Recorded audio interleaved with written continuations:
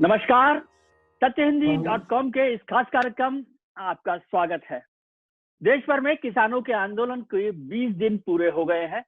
सरकार ने जो प्रस्ताव भेजा था उसे अभी अभी किसान नेताओं ने खारिज कर दिया है और उन्होंने कहा है कि वो किसानों के लेकर जो बिल आई है सरकार उनको रद्द किए बिना नहीं मानेगी और उस पर ही बातचीत कर सकती है। सरकार ने बार बार कहा है कि किसानों के हित की बात कर रही है सरकार।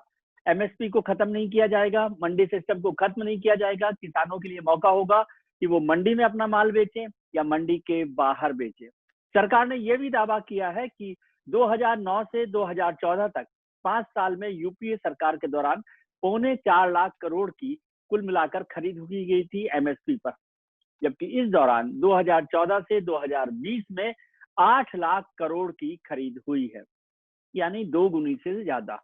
दूसरा, सरकार बार बार ये दावा करती रही है कि किसानों की जो आय है, आमदनी है, उसे दोगुना कर दिया जाएगा 2022 तक। लेकिन इस सब पर जब राजनीति भी होने लगी और राजनीतिक दल सामने आ गए तो सरकार ने कहा कि किसानों के कंधे पर रखकर राजनीतिक दल बंदूक चला रहे हैं। इस सब पर चर्चा करने के लिए हमारे साथ एक बेहद खास मेहमान संजय सिंह जी मौजूद हैं। संजय सिंह जी आम आदमी पार्टी के सांसद हैं, पार्टी के वरिष्ठ नेता हैं, तो उनसे चर्चा करेंगे। लेकिन उससे पहले एक छोटी सी अपील कि आप लोग पत्रकारिता को जो सच का रास्ता दिखा रही हो उसको जिंदा रखने के लिए सत्य हिंदी के साथ मदद कीजिए। उसके जो सदस्यता अभियान है उसमें शामिल होइए और उसके लिए इस वीडियो के डिस्क्रिप्शन में जो लिंक है उसे क्लिक कीजिए। इसके साथ ही सत्य हिंदी का अब एंड्रॉइड ऐप भी है, उसे आप प्ले स्टोर पर जाकर डाउनलोड कर सकते हैं। तब बात संजय सिंह जी से। संजय जी, अभी किसानों के आंदोलन को 20 दिन हो गए हैं और सरकार जो है अपनी तरफ से कह रही है कि वो किसानों के हित की बात कर रही है, बातचीत के लिए तैयार है, लेकिन राजनीतिक दलों के इसमें शामिल होने उससे उसे थोड़ी नाराजगी है। आपको क्यों जरूरत पड़ गई अचानक ये किसानों के लिए आंदोलन में आने की? देखिए, पहली बात तो विजय जी, कोई अचानक आंदोलन में आने वाली बात कम से कम आम आदमी पार्टी के साथ और मेरे साथ लागू नहीं होती है। जब ये बिल पार्लियामेंट में आया था तो उस वक्त ही मैंने कहा था कि ये काला कानून है और इस काले कानून के जरिए देश के करोड़ों किसानों के डेथ वारंट पे, मैंने बहुत सख्त शब्द इस्तेमाल किया था उस वक्त भी, कि डेथ वारंट पे मोदी सरकार ने साइन किया है। और मैंने ये बात क्यों कही थी? क्योंकि तीनों बिल में कहीं पर एमएसपी की गारंटी शब्द नाम का कोई चीज नहीं लिखी हुई है। अब कहते हैं साहब भाषण दे रहे हैं प्रधानमंत्री जी, आप मान लीजिए, पार्लियामेंट में बोल रहे हैं, आप मान लीजिए कि वो एमएसपी देंगे। अगर मान लीजिए मैं एक किसान हूं, मुझे एमएसपी नहीं मिली, मैं न्यायालय में जाऊंगा तो न्यायालय हमसे पूछेगा कानून में कहां एमएसपी लिखा हुआ है। तब मैं वहां अगर ये कहूंगा कि प्रधानमंत्री जी ने बहुत अच्छा भाषण दिया, आपने सुना नहीं न्यायाधीश महोदय, तो हमारी याचिका को कूड़ेदान में डाल देंगे। इसलिए कानून में एमएसपी की गारंटी होना जरूरी है, नंबर 1। दूसरी बात, कॉन्ट्रैक्ट खेती की बात आपने डाल दी, जिससे किसान अपने ही खेत में बड़े बड़े पूंजीपतियों का गुलाम हो जाएगा और जब उसका कोई डिस्प्यूट, कोई विवाद होगा पूंजीपति के साथ, तो वो एसडीएम के दफ्तर में जा सकता है, न्यायालय नहीं जा सकता। ये अधिकार भी उससे इस कानून ने छीन लिया। तीसरी और जो सबसे गंभीर बात है, जो तीसरा बिल है जिसमें आप कहते हैं कि कोई भी व्यक्ति असीमित भंडारण कर सकता है। विजय जी, कैसे ये बात हिंदुस्तान में कोई स्वीकार कर लेगा? आपने जमाखोरी को लीगलाइज कर दिया, आपने कालाबाजारी को लीगलाइज कर दिया। इसका मतलब सस्ते में गेहूं, सस्ते में चावल, सस्ते में दाल, सस्ते में मक्का, सस्ते में फल, सस्ते में सब्जियां किसानों से खरीदी जाएंगी और जब बाजार में उसकी कमी हो जाएगी तो महंगे दामों पर आम आदमी को वही सामान बेचा जाएगा। यानी महंगाई को, कालाबाजारी और जमाखोरी को आपने लीगलाइज कर दिया। बार बार आप कहते हैं, ये बात सुन सुन के कान थक गया है, बार बार कहते हैं आप, ये बिल करोड़ों किसानों के हित में है, ये बिल करोड़ों किसानों के हित में है। अरे भैया, किस करोड़ों किसानों के संगठन ने आपसे ये बिल मांगा था? ये किस करोड़ों किसानों के हित में आप बिल लेके आए? मैं आपको एक छोटा सा उदाहरण देकर अपनी बात खत्म करूंगा। ये बिल लाया किसके हित में गया है? 2.5 साल पहले 2017-18 में 100 एकड़ जमीन का लैंड यूज चेंज करने की एप्लीकेशन खट्टर सरकार को अडानी ने दिया कि वहां मुझे कोल्ड स्टोरेज बनाना है, आप हमारी फैक्ट्री की जमीन को, इसको एग्रीकल्चर यूज के लिए चेंज कर दीजिए। पहले उसको रिजेक्ट कर दिया खट्टर साहब ने। और 7 मई 2020 को विजय जी, जब देश में महामारी फैली हुई थी, दुनिया की सबसे बड़ी आपदा और संकट हिंदुस्तान में था, और उस वक्त जब रेलवे ट्रैक पे लोग मर रहे थे, उस आपदा के दौरान जब लॉकडाउन लगा था देश में, दफ्तर खुलवा के 7 मई 2020 को 100 एकड़ जमीन हरियाणा के अंदर कोल्ड स्टोरेज बनाने के लिए लैंड यूज चेंज करके अडानी को दे दी गई। और 5 जून 2020 को 28 दिन के बाद मोदी सरकार ने ऑर्डिनेंस के जरिए चोरी चुपके बगैर पार्लियामेंट में चर्चा कराए ये बिल पास करा दिया। और ये 3 कागज हैं। नंबर 1, ये जो फैक्ट्रियों के जो लैंड यूज चेंज करने की एप्लीकेशन है, जिसको रिजेक्ट किया गया है। उसके बाद इन्हीं सारी एप्लीकेशंस को एक्सेप्ट किया गया है 7 मई 2020 को, और फिर 5 जून 2020 को ऑर्डिनेंस के जरिए ये बिल पास कर दिया गया। तो ये बिल अडानी के लिए लाया गया कि करोड़ों किसानों के लिए लाया गया? लेकिन संजय जी, सरकार कहती है कि एमएसपी को लेकर तो कभी गारंटी नहीं थी, कानून में था नहीं, ये एक एडमिनिस्ट्रेटिव ऑर्डर है जिस पर काम हो रहा है, तो उसे खत्म नहीं कर रहे। पहली बात। दूसरी बात, आपने जो बातें कही है उसी पर मैं पूछ रहा हूँ, जो सरकार की राय, कॉन्ट्रैक्ट फार्मिंग के लिए सरकार कहती है कि ये तो किसानों को एक फसल की गारंटी जैसी रकम मिल रही है, क्योंकि किसान जब पैदा करता है, आज भी बहुत सारी परेशानी हो रही है कि गोभी 1 रुपए किलो मिल रही है, टमाटर 50 पैसे किलो मिल रहा है, तो उसे गारंटी मिलती है अपनी फसल पैदा करने से पहले। और दूसरी बात, उन्होंने कहा कि उसमें भी एक अमेंडमेंट किया गया है कि यदि मार्केट रेट बढ़ जाती है फसल आने के बाद, तो भी उसका एक लमसम जो अमाउंट है वो बढ़ाकर दिया जाएगा। तीसरी बात है, उन्होंने कहा कि आपके पास अधिकार है, आप मंडी में बेचें या मंडी के बाहर बेचें। चौथी बात है, जो आप अडानी जी से नाराज हैं या जो भी इंडस्ट्री से नाराज हैं, तो वो तो किसान को पूरी कीमत देकर माल खरीद रहे हैं। अब इसमें क्या परेशानी है? मैं तीनों का जवाब दे देता हूं। बहुत अच्छा सवाल किया आपने जी। पहली बात तो ये कि क्या कॉन्ट्रैक्ट खेती पहले कानून में था? नहीं था, आप लेके आए। क्या असीमित भंडारण पहले कानून में था? नहीं था, आप लेकर आए। क्या जीएसटी पहले कानून में था? नहीं था, आप लेके आए। क्या नोटबंदी पहले देश में लागू हुई थी? नहीं थी, आप लेके आए। तो ये कौन सी बात है कि 70-74 साल से एमएसपी की गारंटी किसी ने नहीं दिया? जो काम किसी ने नहीं किया किसानों के अहित में, वही अहित हम भी करेंगे। ये कौन सा तर्क है विजय जी? दूसरी बात, अभी आपने आंकड़े दिए जो बहुत चिल्ला चिल्ला के भाजपाई कहते हैं, इतने की खरीद हुई, इतने की खरीद हुई। दूसरी तरफ ये लोग खुद क्या कहते हैं? 6% खरीद हुई। एमएसपी से तो सिर्फ 6% खरीद होती है, क्यों इतना हल्ला मचा रहे हैं? यानी सरकार अपने नाकारेपन को भी बड़ा उत्साहित होकर बताती है।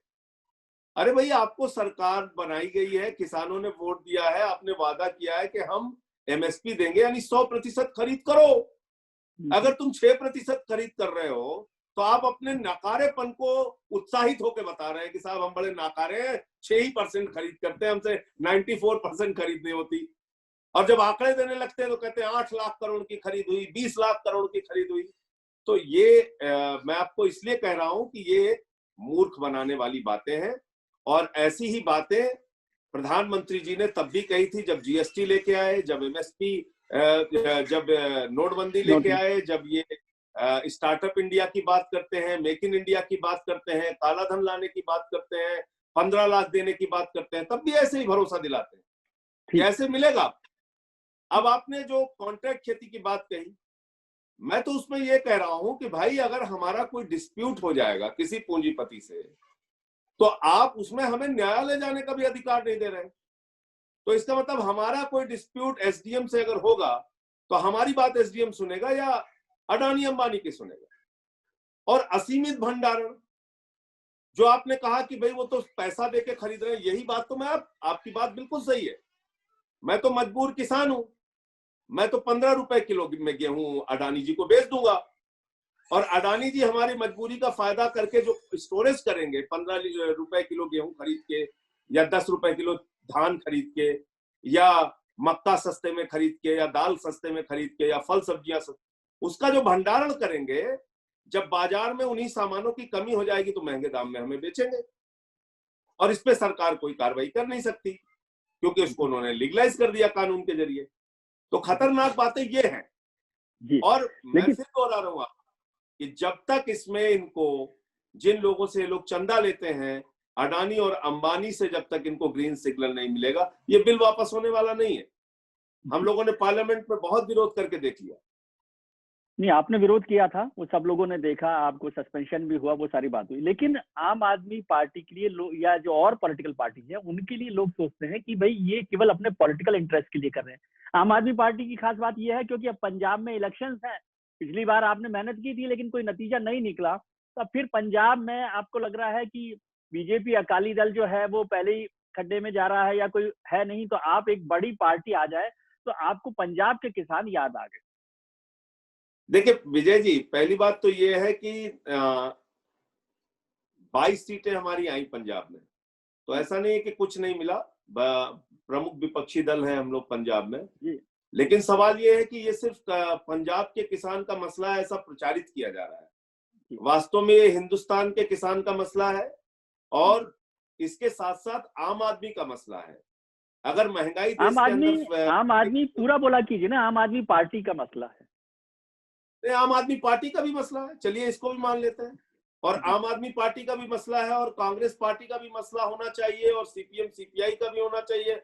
मैं तो कह रहा हूं हर हिंदुस्तानी का ये मसला होना चाहिए। और क्यों नहीं होना चाहिए? अगर हमने एक राजनीतिक पार्टी बनाई है, किसानों के साथ अगर कुछ अच्छा हो रहा है तो निश्चित रूप से हमें बोलना चाहिए। हमारी संवैधानिक, नैतिक और राजनीतिक जिम्मेदारी है। तो मेरा ये कहना है कि अगर महंगाई बढ़ेगी तो वो इफेक्ट जो है वो सिर्फ किसान तक सीमित नहीं रहेगा, बल्कि हर गृहिणी, हर कर्मचारी, हर घर तक उसका दर्द पहुंचेगा।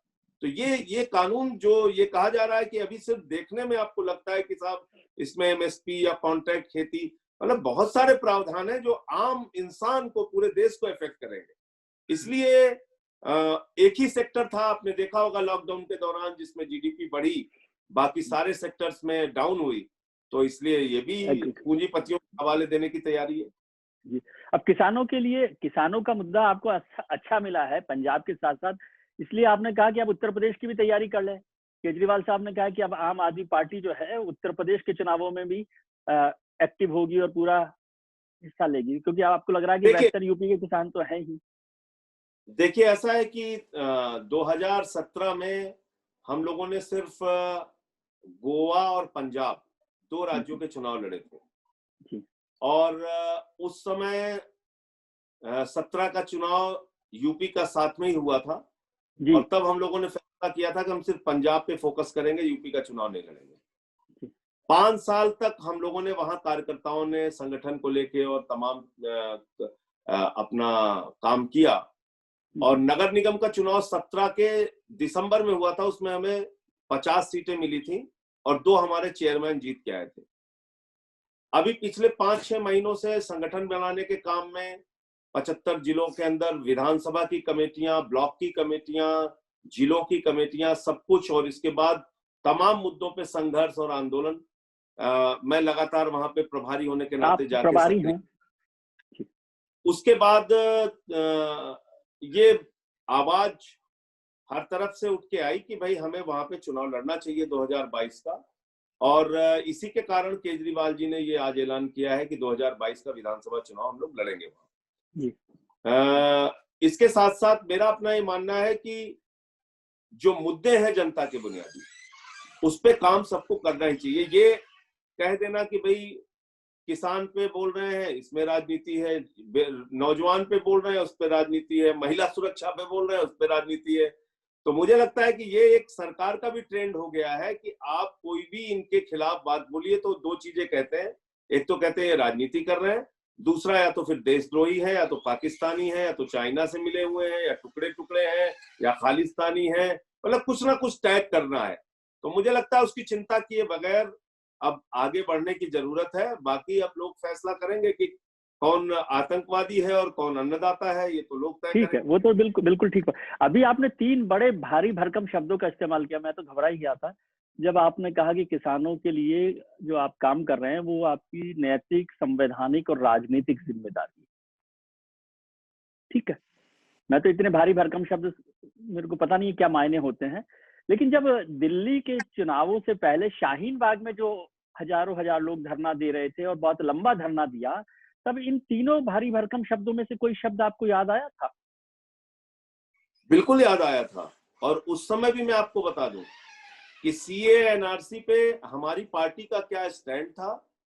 पार्लियामेंट के अंदर जब ये मामला आया था उस समय भी हम लोगों ने बहुत स्पष्टता के साथ अपना पक्ष, और मैं आप देख लीजिएगा कि शायद चंद लोग होंगे जिसने इतने पुरजोर मुखर शब्दों में उसका विरोध किया होगा, हमने उसका विरोध किया था। लेकिन अब सवाल ये है कि तो नहीं गए थे आप उपवास करने के लिए? मुख्यमंत्री जी किसानों के लिए उपवास करने बैठ जाते हैं, ये तो पहली बार हो रहा है कि कोई मुख्यमंत्री उपवास पर बैठ रहा है, लेकिन अच्छी बात है। लेकिन शाहीन बाग के लिए तो मुख्यमंत्री से संजय सिंह जी तक कोई नहीं गया, बल्कि आपने, मैंने सुना कि अपने जो विधायक थे उनको भी कहा कि भैया चुपचाप बैठो। आप मुझे बताइए, बिना गए भारतीय जनता पार्टी की सारी शक्तियां लग के ये प्रचारित कर रही थी कि देखो साहब ये तो पीएफआई से जुड़े हुए हैं, कपिल गुर्जर से इन्होंने वहां गोली चलवा दी, फलाना कर दिया।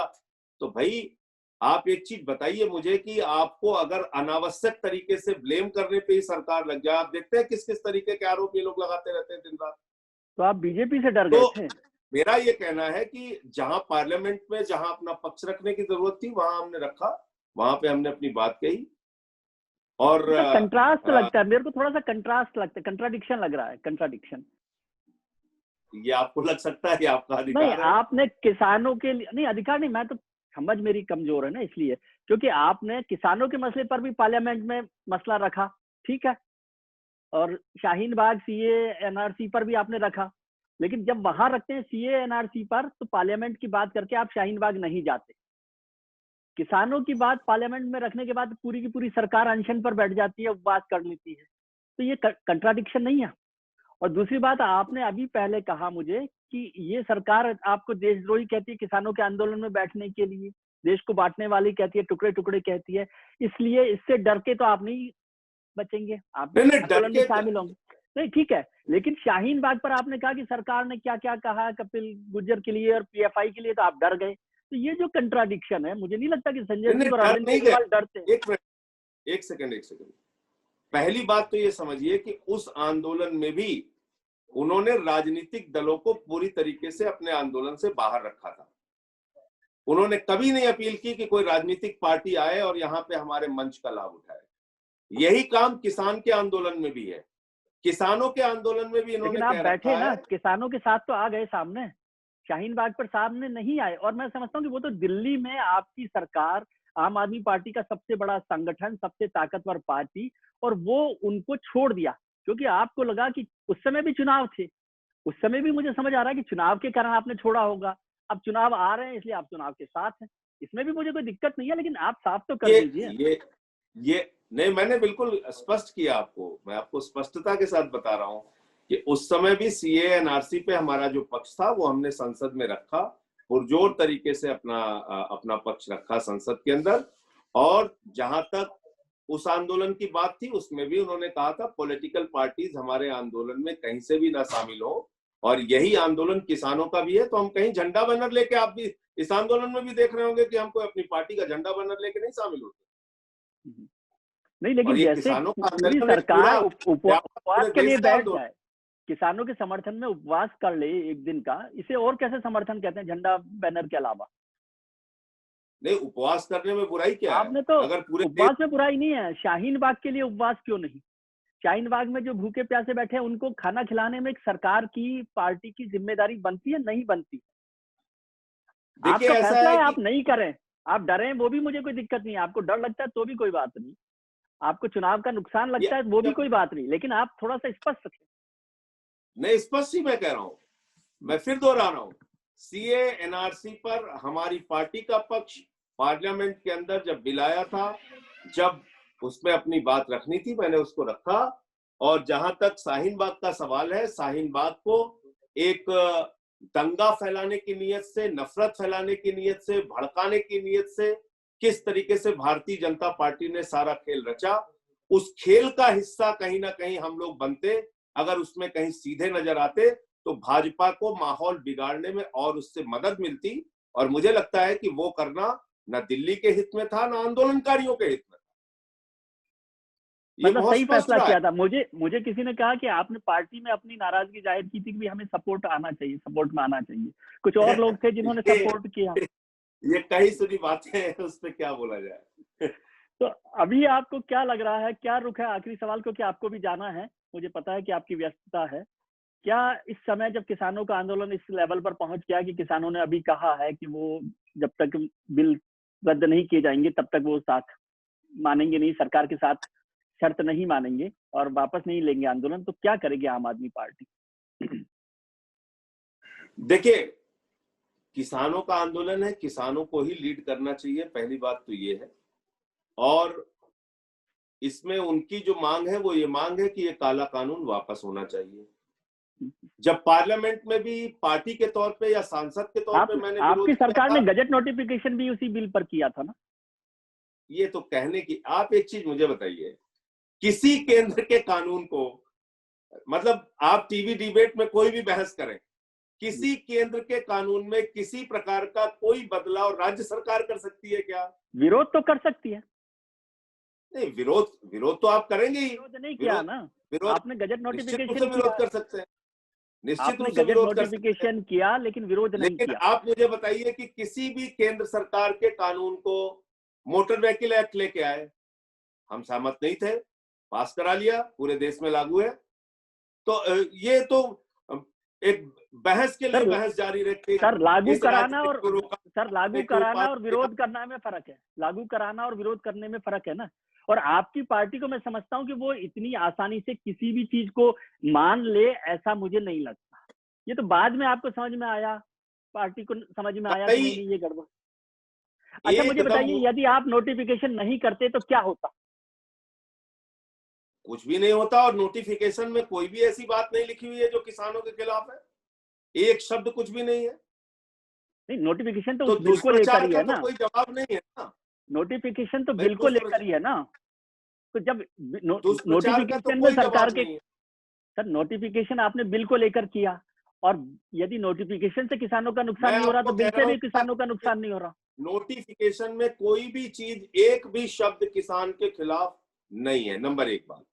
नंबर दूसरी बात यह है कि किसी भी केंद्र सरकार के कानून को कोई भी राज्य सरकार न बदल सकती है, न उसको लागू कर सकती है। जो केंद्र सरकार लागू करती है वही उसको वापस करती है।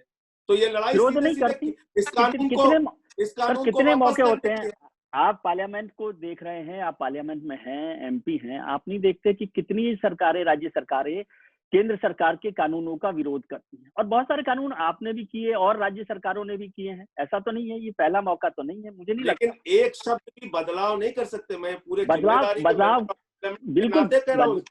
बदलाव करने की बात नहीं कर रहा हूं, मैं विरोध की बात कर रहा हूं, और आपने विरोध नहीं किया। एक इंच, एक शब्द भी कोई बदलाव नहीं कर सकता केंद्र के कानून में कोई राज्य सरकार। और ये बात आप भी जानते होंगे और मैं भी जानता हूं एक सांसद के तौर पर। उस पर बहस आप चाहे जिस दिशा में कीजिए। मैं दूसरा निवेदन कर रहा हूं, बदलाव की बात नहीं कर रहा हूं। मैं कह रहा हूं कि आपके पास विरोध का हक था, आपने विरोध नहीं किया। बिल्कुल किया, सबसे ज्यादा किया। सरकार के तौर पर हुआ, सरकार के तौर पर क्या करूंगा? दिल्ली सरकार के तौर पर जो विरोध कर सकते थे वो नहीं किया। विरोध करने की जरूरत थी वहां विरोध किया ना। जहां विरोध करने की जरूरत थी वहां विरोध किया। राजनीतिक पार्टी, राजनीतिक संगठन के तौर पे जहां विरोध करने की जरूरत है वहां विरोध कर रहे हैं। और नोटिफिकेशन की बात जो बार बार प्रचारित की जा रही है, नोटिफिकेशन में कुछ भी, एक शब्द भी, मैं फिर दोहरा रहा हूं, एक शब्द भी कहीं कुछ किसान के खिलाफ है ही नहीं है। वो तो बिल को ही तो नोटिफाई किया है। इसका मतलब आप तो ये सपोर्ट कर रहे हैं कि भाई सरकार का बिल भी किसानों के खिलाफ नहीं। किस बिल को नोटिफाई किया? अच्छा चलिए, आखिरी बात मैं पूछ रहा हूँ कि अब सरकार, जब भारतीय जनता पार्टी और जो और पार्टियां या सरकार देशद्रोही कह रही है, तो क्या देशद्रोही की टैग के साथ भी आप किसानों के आंदोलन में जुड़े रहेंगे? देखिए, पहली बात तो ये कि ये किसान है और ये अपने काले कानून को वापस कराने के लिए आए हैं। सीमित इनका एक दायरा है, सीमित इनकी मांग है। अब उनको टैग करने में, तो ये टैग तो किसी को भी कुछ भी कर सकते हैं। छात्रों का आंदोलन है तो टुकड़े टुकड़े गैंग है, बुद्धिजीवी का आंदोलन है तो अर्बन नक्सल है, महिलाओं का आंदोलन है तो नक्सलवादी भाभी है। तो ये तो इस मामले में भाजपाइयों का कोई जोड़ नहीं है। वो किसी को कुछ भी कह सकते हैं, लेकिन मेरा सिर्फ इतना मानना है कि ये शुद्ध रूप से किसानों का आंदोलन है और उनके साथ सबको खड़ा होना चाहिए। राजनीतिक पार्टी के तौर पे, संगठन के तौर पे सबको रहना चाहिए और वो हम करते रहेंगे इनका। चलिए, बहुत बहुत धन्यवाद आपका, आपने व्यस्त समय में से वक्त निकाला, आपका बहुत शुक्रिया और बहुत शुभकामनाएं। Thank you sir. सत्य हिंदी का ऐप डाउनलोड करें गूगल प्ले स्टोर पर।